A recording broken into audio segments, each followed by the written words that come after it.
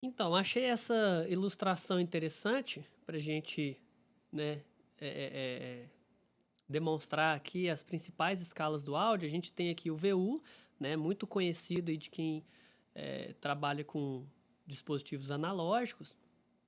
Tem o DBU, né, que a gente já falou, e o DBFS, mais utilizado aí quando a gente vai para as interfaces digitais, né? Só já fazendo uma correlação com o que a gente viu sobre o DBFS, olha só o, a escala digital de áudio em 24 bits e a escala digital em 16 bits. Isso tem uma correlação direta, né, com aquela questão que a gente falou da profundidade do sinal, né, com o bit depth. Então, quando a gente trabalha em 24 bits, a gente viu que pode trabalhar com níveis de sinal um pouquinho mais alto. A gente vai ter um ganho na relação sinal-ruído, né? Obviamente, isso é traduzido num ganho de qualidade.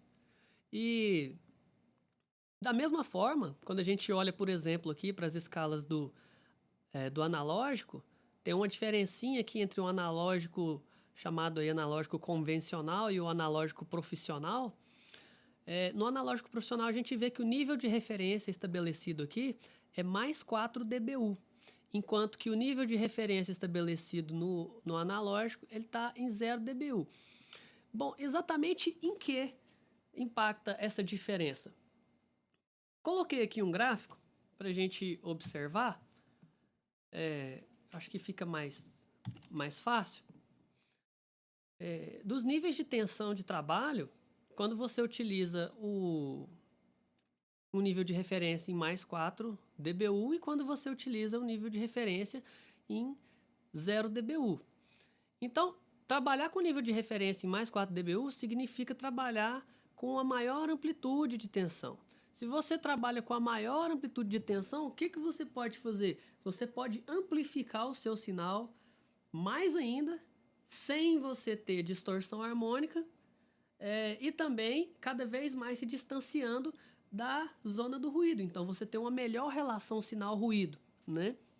Até achei interessante quando eu vi esse gráfico, me lembrei na hora, quando eu era criança, e a gente queria, né, mexer com som já desde moleque, e aí você pega lá aqueles microfoninhos de karaokê, né? Aqueles cor-de-rosa, aqueles bem, né? E aí você coloca lá, espeta na entrada de microfone do seu gradiente, do seu Samsung gradiente, e, e aí você vai aumentando o volume e você vê que a voz sai uma distorção só, né? Ela sai toda chiada. E era interessante demais aquilo ali. A gente queria já falar no microfone e aumentar o volume. E eu me lembrei na hora, eu falei assim, fez todo sentido, né? Agora, quando a gente observa a amplitude de tensão de trabalho que a gente tem no áudio profissional, a gente entende por que quando a gente tentava aumentar o volume lá naquela situação, o som vinha todo distorcido, né? Claro que ele não podia amplificar o sinal do jeito que eu queria, né?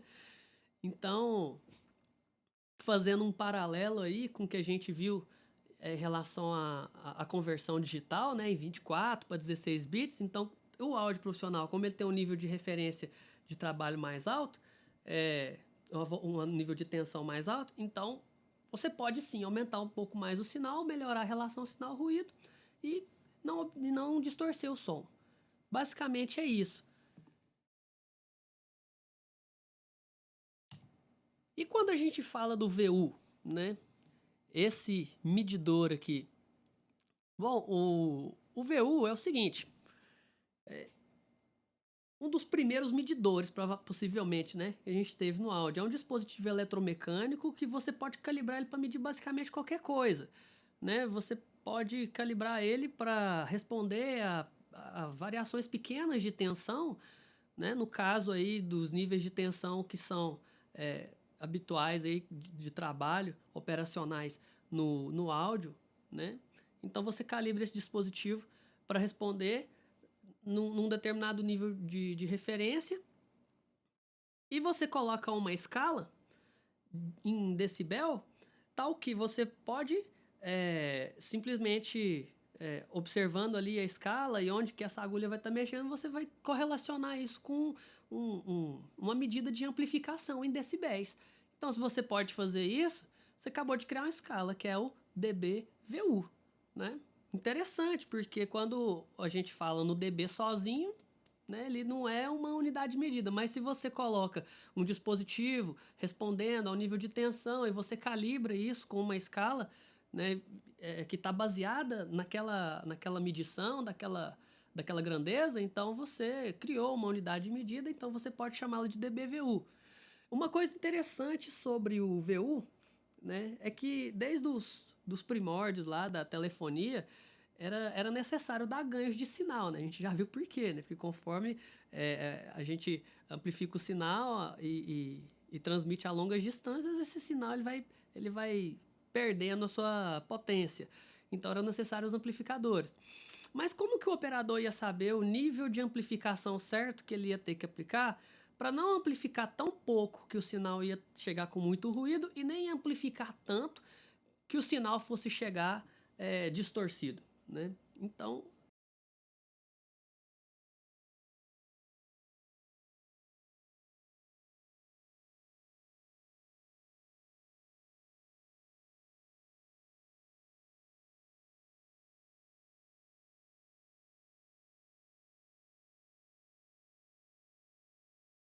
a própria balística da agulha, né, ela é muito lenta para responder a variações de pico.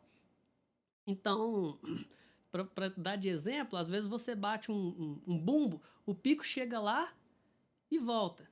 Né? Quando o pico chega lá, o VU começa a vir. Quando o pico volta, o VU nem chegou na metade do caminho, ele vai e volta para trás. Então, na verdade, o VU ele dá uma estimativa, uma medida muito boa do RMS, né? do sinal. E o que vem a ser o RMS do sinal? A gente já sabe de pico, né? A gente vê falar muito em RMS no áudio aí, tem várias traduções, né? É o real, é isso, aquilo.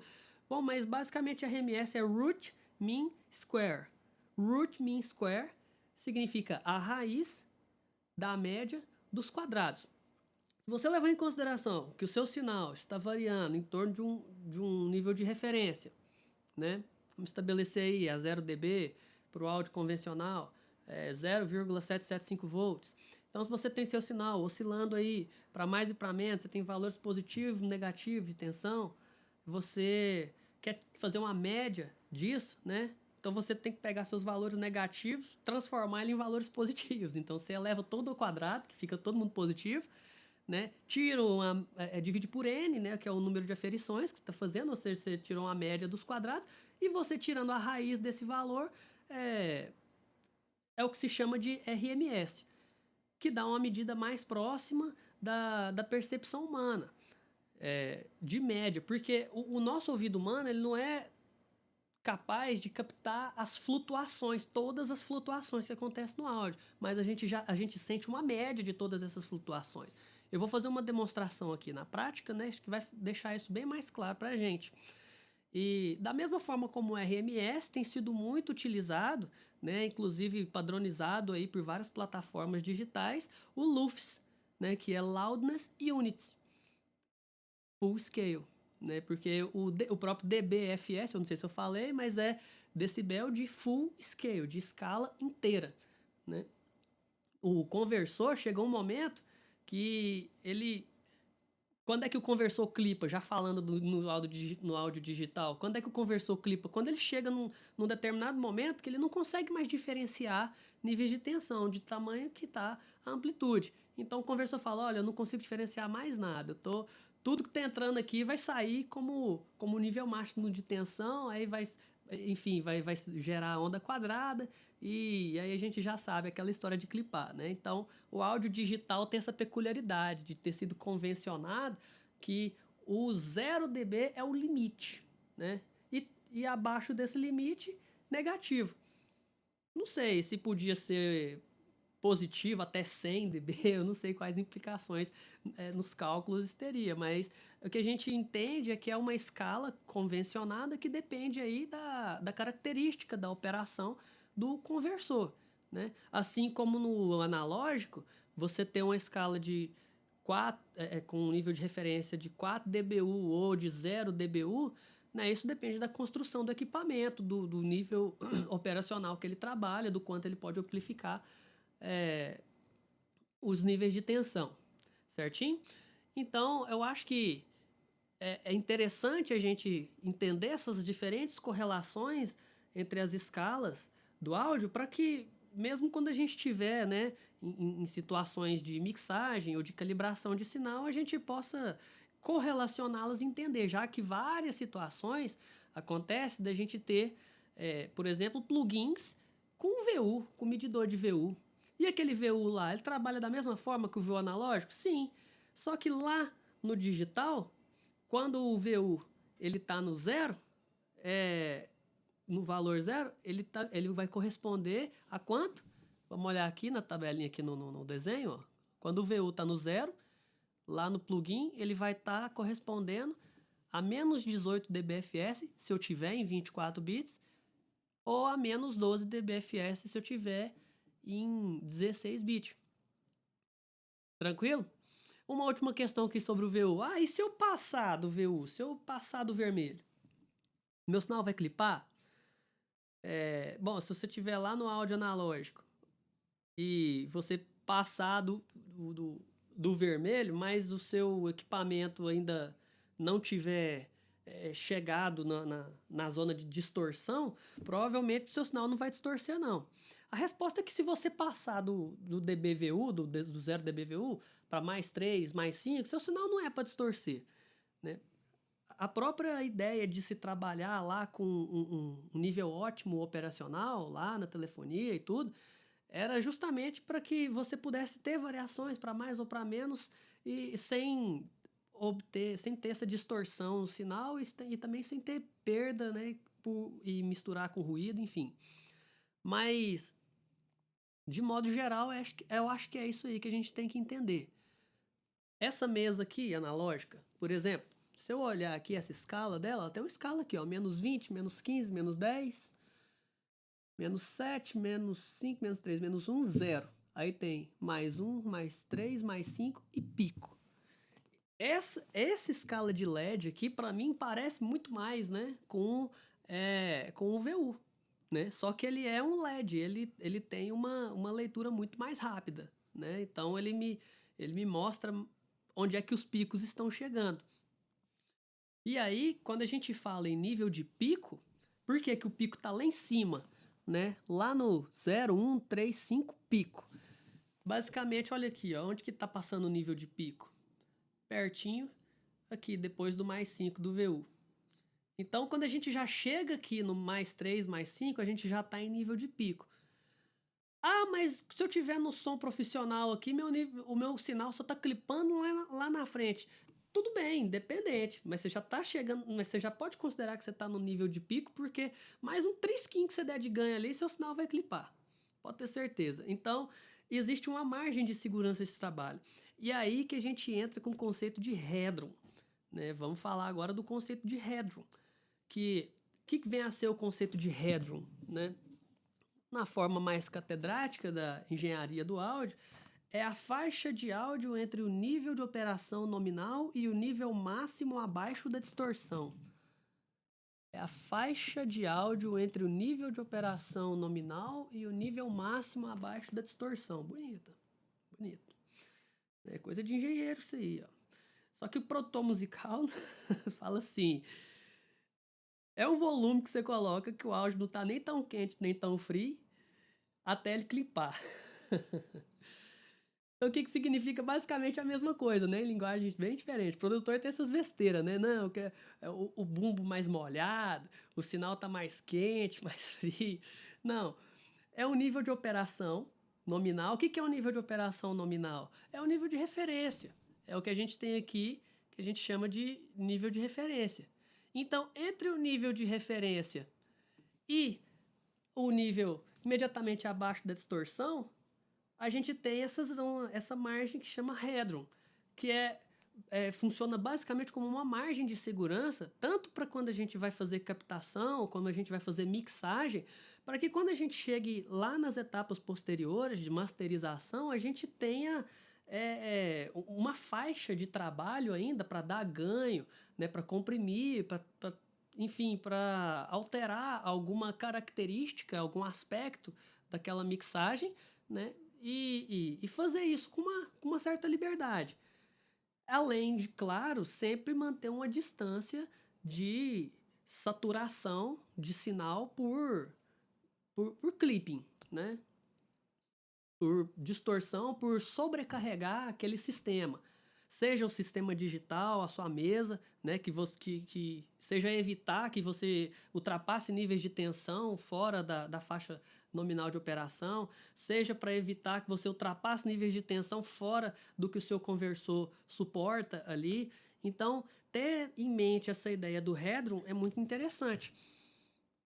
Então, se a gente observar aqui uma escala arbitrária, né, eu não sei se isso aqui é dBFS, se está em dBu, a gente pode observar aqui, ele considerou essa margem de segurança entre menos 18 dB e 0. Possivelmente está falando aqui em dBFS a 24 bits, né? Então, que você tem aqui o menos 18. Então, que o seu sinal de entrada, sendo calibrado a menos 18, então ele vai estar adequado, bem longe do ruído, né? E ainda você vai ter uma margem de segurança aqui para trabalhar.